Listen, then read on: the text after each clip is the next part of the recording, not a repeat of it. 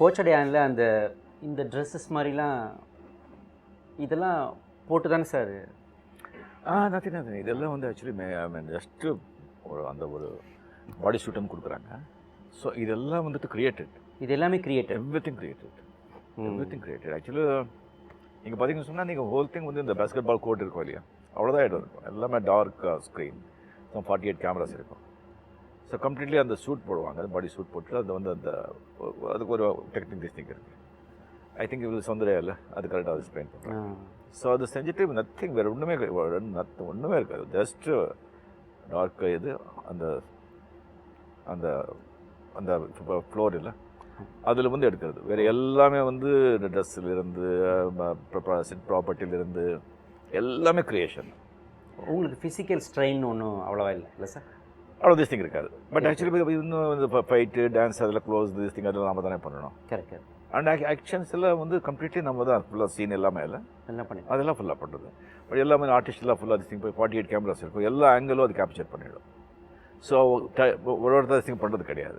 அது செஞ்ச பிறகு அதுக்கப்புறம் வந்து அவங்க எடிட்டர்ஸ் இல்லை, அவங்க எந்தெந்த ஷாட் வேணும்னு சொல்லி இது பண்ணிவிட்டு அவங்க இது பண்ணிக்கிறாங்க. ஸோ இட் இஸ் ஆக்சுவலி ஆர்டிஸ்டுகளுக்கு வந்து ரொம்ப ஈஸி, ரொம்ப ஒரு ஸ்ட்ரெயின் என்ன சொன்னால் அதெல்லாம் போட்டு everything we have to visualise. ஆமாம், அந்த ட்ரெஸ் போட்டிருக்கோம், அந்த இது பண்ணியிருக்கோம். ஸோ அந்த மாதிரி எல்லாமே அது விஜுவலைஸ் பண்ணிக்கணும். ஸோ டைரக்டருக்கு வந்து அதை எக்ஸ்பிளைன் பண்ணி ஆர்டிஸ்ட் சொல்கிறது ரொம்ப பெரிய ஜாப் அது. ஆமாம், நீங்கள் அது எல்லாம் மனசில் யோசித்து அந்த ஆக்ஷனை பண்ணணும். ஆமாம்.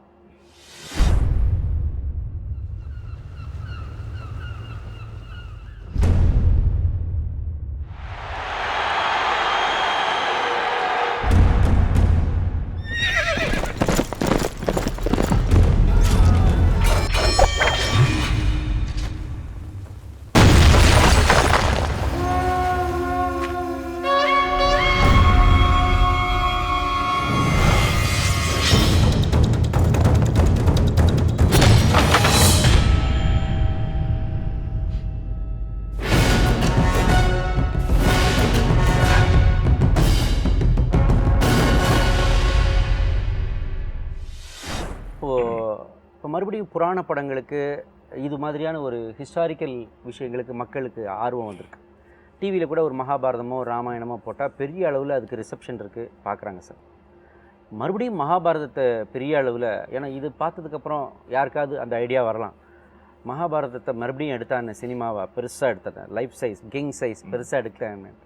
அப்படி எடுத்தால் மகாபாரதத்தில் உங்களுக்கு ஒரு கேரக்டரு கொடுத்தா எந்த கேரக்டரை ஆப்ட் பண்ணுவீங்க சார்? நான் கண்ணன் கேரக்டர் பண்ணுறேன். கண்ணன். ஆமாம், அது உங்களுக்கு பிடிக்கும்? ரொம்ப பிடிக்கும்.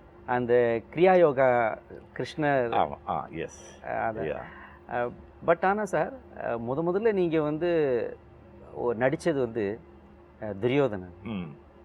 இந்த துரியோதனன் வில்லன் கேரக்டரை ஒருத்தர் வந்து இவ்வளோ அழகாக ஸ்டேஜில் பண்ணுறாருன்ட்டு தான் உங்கள் ஃப்ரெண்ட்ஸ்லாம் இவ்வளோ நல்லா பண்ணுற, நீ எதுக்காக இங்கே கஷ்டப்படணும், why don't you try films அப்படின்னு அனுப்பிச்சாங்களா சார்? ஆமாம். அப்போ துரியோதனன் மேலேயும் உங்களுக்கு ஒரு பாசம் இருக்குது.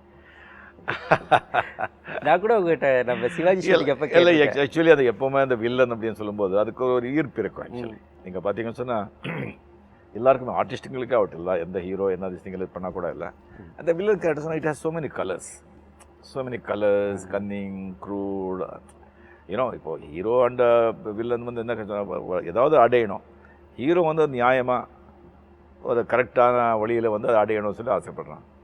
இந்த வில்லன் கெட்ட வழியில் தப்பாக போகணும் அப்படின்னு சொல்லிட்டு அது போகலாம். அந்த இதுதான் ஆக்சுவலாக சார். இப்போ வந்து ஒரு கொஞ்சம் வெளியே போகிறேன் சார். சினிமாவில் தேங்காய் ஷாட்னு ஒன்று உண்டு, பூசணிக்காய் ஷாட்னு ஒன்று உண்டு. தேங்காய் ஷாட் வந்து மொதல் ஷாட், படம் ஆரம்பிக்கும் போது தேங்காயை வச்சு இதெல்லாம் உடச்சிட்டு கொஞ்சம் தேங்காய் ஷாட்.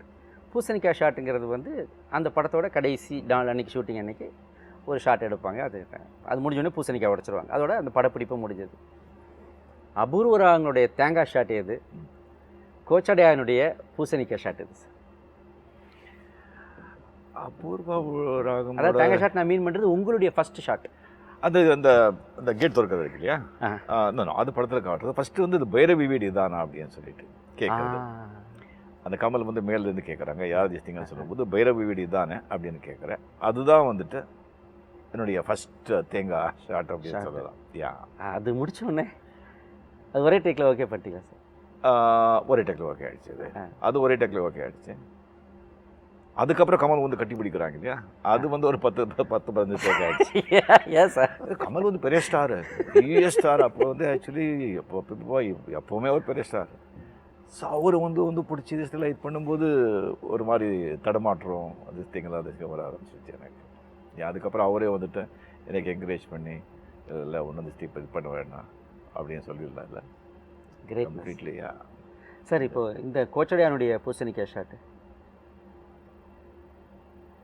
அது வந்து ஐ மீன் சீன்ஸு அதெல்லாம் கம்ப்ளீட்டாக வந்து லண்டனில் எடுத்துட்டோம். அதுக்கப்புறம் சாங் அண்ட் ஃபைட்ஸ் எல்லாம் வந்துட்டு எனக்கு கேரளாவில் வந்து ஒரு ஸ்டுடியோ இருக்குது, அங்கே வந்து எடுத்தோம். அது எடுக்கும்போது ஐ திங்க் சாங்கில் வந்துட்டு ஒரு மெதுவாகத்தான் ஒரு சாங் அருமையான மெலடி சார். என்ன சாங் அது? நானும் தீபிகா அதில் வந்துட்டு ஒரு கம்பைன் ஷாட் இருக்குது, அதுதான் வந்து பூசணிக்காய் ஷாட் ஃபார் கோச்சடே. Right sir. அப்போ அந்த செகண்ட் என்ன யோசிச்சிங்க சார் கோச்? ஏன்னா அது எல்லாம் ட்ரீட்மெண்ட்லாம் எடுத்து வந்து பிறகு அப்புறம் சரியாகி அப்புறம் பண்ணி கொடுத்துருக்கீங்க. அது முடிச்சோன்னே இது இல்லை அது முடிச்ச உடனே ஆக்சுவலி நீங்கள் பார்த்தீங்கன்னு சொன்னால் அந்த மேக்கப்பு அந்த ட்ரெஸ்ஸு அதெல்லாம் போட்டு அந்த சீன்ஸு ஆர்டிஸ்டோட திஸ் திங் பண்ணும்போது தான் நமக்கு ஆக்சுவலாக ஆக்ட் பண்ண மாதிரி இருக்கும். இது வந்து ஒரு ஆக்ட் பண்ண மாதிரியே எனக்கு தோணலை. பிகாஸ் கம்ப்ளீட்லி ஏதோ வந்து ஒரு ரிஹர்சல் இல்லை. உங்கள் டாக்டருக்கு ஒரு சின்ன விளையாட்டு காட்டின மாதிரி இல்லை, ஒரு ரிஹர்சல் மாதிரி. இப்போ வந்து பெரிய திசைங்களாக ரிஹர்சல் பண்ண போகிறோம், அந்த ரிஹர்சல் வந்து காஸ்டியூமோ அதோ இதெல்லாம் ஒன்றுமே இருக்காது. அந்த மாதிரி தான் ஆக்சுவலாக வந்து அது இருந்தது.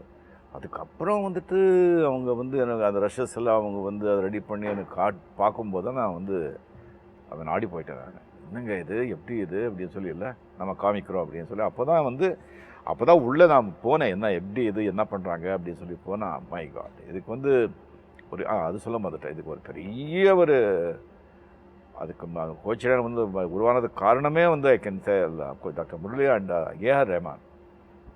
த சேம் மோஷன் கேப்சர் வந்து ஹாலிவுட்டில் பண்ணிகிட்ருக்காரு. அவர் வந்து இந்த எஃபெக்ட் திஸ்டிங்கெல்லாம் படம் பார்த்துட்டு ஜஸ்ட் ஒரு 5 இயர்ஸ் 4 or 6 இயர்ஸ் ஆகும் இது. அண்ட் பட்ஜெட் எவ்வளோ திஸ்டிங் இதாகும்.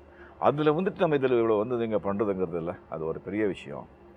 ஸோ எனக்கும் என்ன ஆச்சுன்னு சொன்னால் ஆக்சுவலி நீங்கள் பார்த்தீங்கன்னு சொன்னால் இப்போ வந்து ஃபாரினில் வந்து அவ்வளோ டெக்னீஷியன்ஸு டெக்னிக்கல் அட்வான்ஸ்மெண்ட் இருக்குது, வேர்ல்டு மார்க்கெட்டு, அங்கே இருக்கிற இன்டெலிஜென்ஸு டைரக்டர்ஸ் ஆகட்டும், ஸ்கிரிப்ட் ரைட்டர்ஸ் ஆகட்டும், அந்த மாதிரி இருக்காங்க.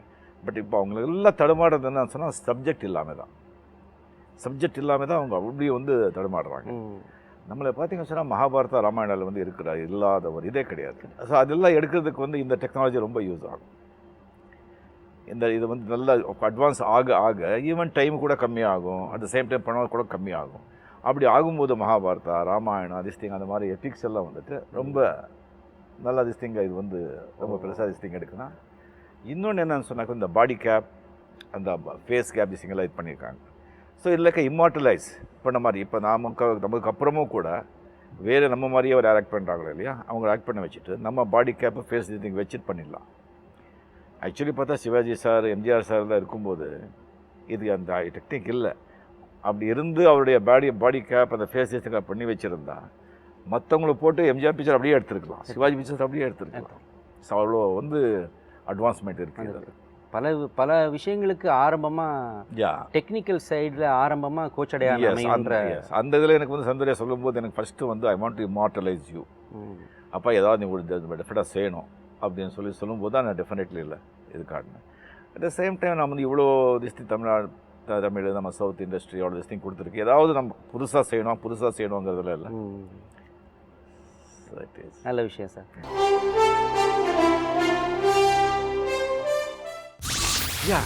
அந்த தளபதியில் ஆக்சுவலாக பார்த்தீங்கன்னா தளபதியில் கொஞ்சம் கஷ்டப்பட்டேன்.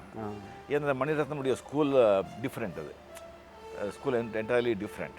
ஆக்ஷன் பண்ணும்போது கூட இல்லை அவர் வந்து எக்ஸ்பிளைன் பண்ணுறாங்க, நீங்கள் வந்து ஃபீல் பண்ணுங்க, அவன் அது செஞ்சா இது செஞ்சா அப்படி அடிக்கணும்னு சொல்லி அடிக்கிறதுக்கு எதுக்கு இதெல்லாம் ஃபீல் பண்ணணும் அப்படி. எனக்கு வந்து இவ்வளோ அன்பு கொடுக்குறாங்களே, இவ்வளோ சிங்கிட் பண்ணுறாங்களே, நான் என்ன பண்ணுறது, இவங்களுக்கு என்ன செய்யணும் அப்படின்னு சொல்லிட்டு சில டைமில் பார்த்தா எனக்கு வந்து அவங்களை பார்க்கும்போதெல்லாம் கொஞ்சம் ஒரு மாதிரி வெக்கமாக இருக்குது. எப்படி என்னை பார்த்து உங்களுக்காக மண் சோறு சாப்பிட்டேன் 40 நாள் நடந்து போனேன்னு சொல்லும்போது நன்றின்னு சொல்லி ரொம்ப சின்னமாக இருக்கேன். ஒவ்வொரு படத்துக்கும் இந்த ஸ்டைல்ன்ற ஒன்று பிடிச்சிக்கு சார். அது ஃபஸ்ட் டைம் ஆஃப் யுவர் மற்ற இதில் வேணாலும் நீங்கள் யாரை வேணாலும் இன்ஸ்பிரேஷன் சொல்லலாம், but physical moments and style ஒவ்வொரு படத்தையும் ஒன்று ரஜினி சார் பண்ணுவார். என்னோடய கேள்வி என்னென்னா, எப்படி சார் இந்த ஸ்டைல்ஸை எப்போ யோசிப்பீங்க, எப்படி பிடிப்பீங்க சார்? சார் இப்போது ஜென்ரலாக காமெடியன்ஸை பற்றி, காமெடி நடிப்பு கஷ்டமா? இல்லை ஆக்சுவலி ஆக்டிங்லேயே ரொம்ப கஷ்டம் சொன்னால் காமெடி தான். நீங்கள்லாம் வந்து இம்ப்ரவைஸ் பண்ணுவீங்க, ஹோம்ஒர்க் பண்ணுவீங்க, வருவீங்க, கொண்டு வருவீங்க, நீங்களாக வந்து சரி இது பண்ணுறீங்க. சொல்லி சார் ஒன்றும் செய்ய மாட்டாங்க. என்ன டயலாக் இருக்குது அது அப்படியே சொல்கிறாரு. ஆட சிரிப்பா காமெடி.